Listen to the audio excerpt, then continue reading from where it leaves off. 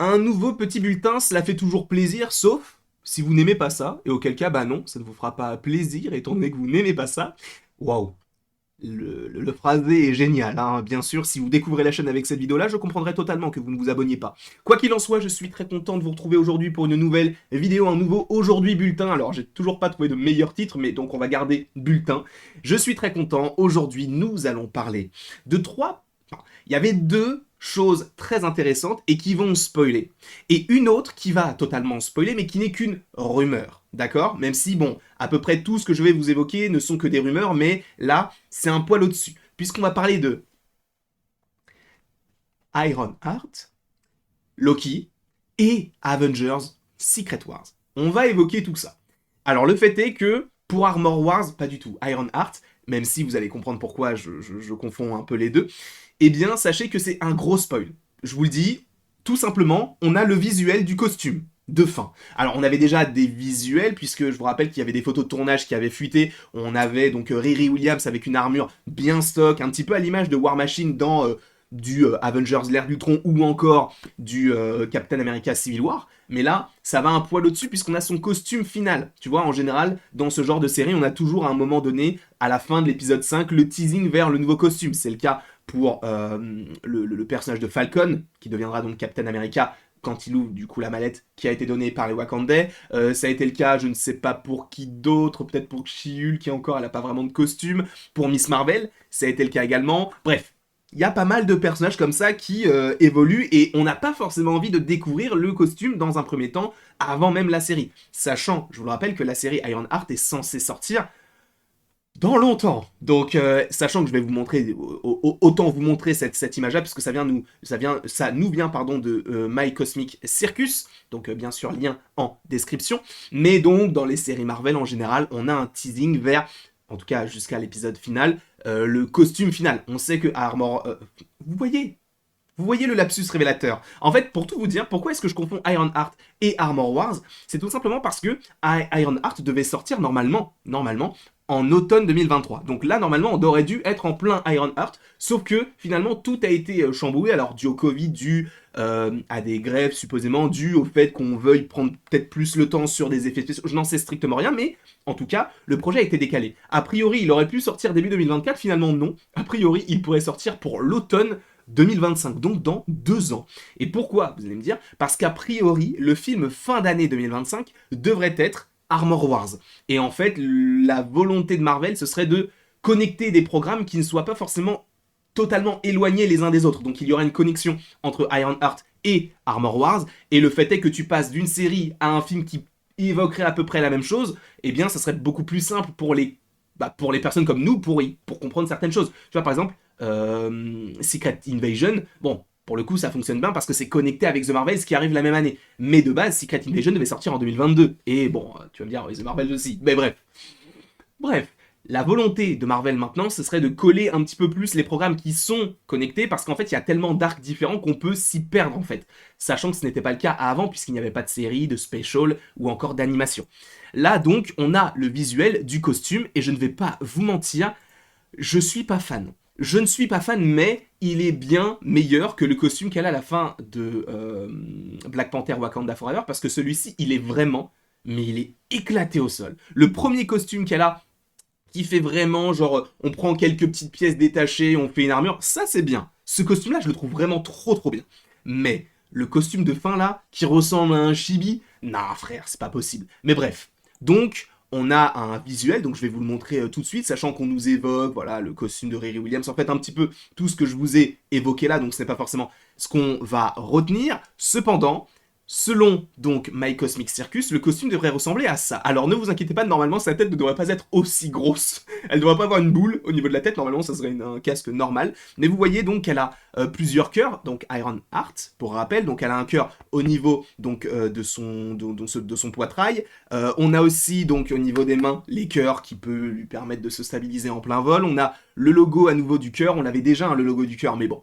Là, on l'a d'autant plus. Le costume est rouge. Alors, sachant que dans les comics, d'ailleurs, on a une petite image ici, elle est un petit peu plus violette, etc. Mais bon, c'est pas forcément totalement dérangeant, bien au contraire, je trouve que l'armure elle est plutôt stylée. Elle est pas incroyable non plus, mais je la trouve plutôt sympa. Donc avec des petites touches de doré, du gris, surtout du noir et du rouge. C'est pas incroyable, mais c'est mieux que ce qu'on avait avant. C'est beaucoup mieux que ce qu'on avait avant, sachant que là on a un autre visuel. Donc voilà. Donc pareil, que pensez-vous de ce nouveau design du costume d'Ironheart? Très bonne question. C'est une question que je vous pose, hein. Qu'est-ce que vous pensez de ce design? Parce que moi personnellement, j'attends d'en avoir un peu plus sur ce personnage-là, parce que je trouve vraiment qu'elle a été sous-exploitée, et moi, je la déteste. C'est vraiment, son personnage, il m'énerve. Je sais pas pourquoi. Enfin, si, je sais pourquoi, parce qu'en fait, elle fait la madame je sais tout, vraiment, ça, elle m'énerve. Et elle prend vraiment les mauvaises décisions, et après, c'est pas de sa faute, hein, c'est pas du tout de la faute de l'actrice ou du personnage, c'est aussi de la faute, possiblement, de l'écriture, du montage et du réalisateur. Mais moi, j'ai pas du tout accroché au personnage d'Ironheart, c'est pour ça que sa série, je l'attends pas particulièrement.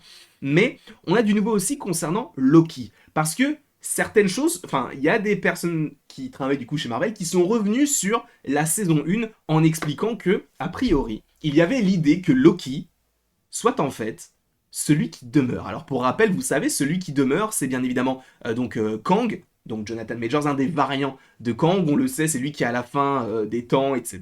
C'est lui qui domine un petit peu tout le truc. Mais du coup, il y a eu un petit... voilà, en discutant avec Den of Geek, le producteur exécutif de la saison 2 de Loki, Kevin Wright, a confirmé qu'il y avait eu des conversations sur la question de savoir si Loki était celui qui demeure, donc avant même de se dire est-ce qu'on mettrait pas du Kang.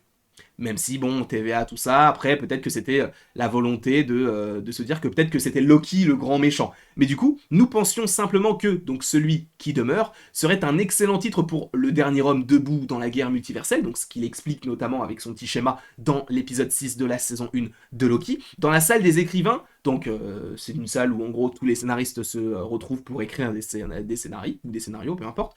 Toutes les idées sont sur la table et il y a eu une conversation sur la question de savoir si Loki était celui qui demeure. Ces conversations ne sont pas allées très loin, je ne pense même pas que cela ait atteint Tom Hiddleston, donc l'acteur de Loki, parce que même s'il y a quelque chose d'amusant là-dedans et qu'il y a des aspects convaincants, cela donne l'impression que l'univers est petit. Merci.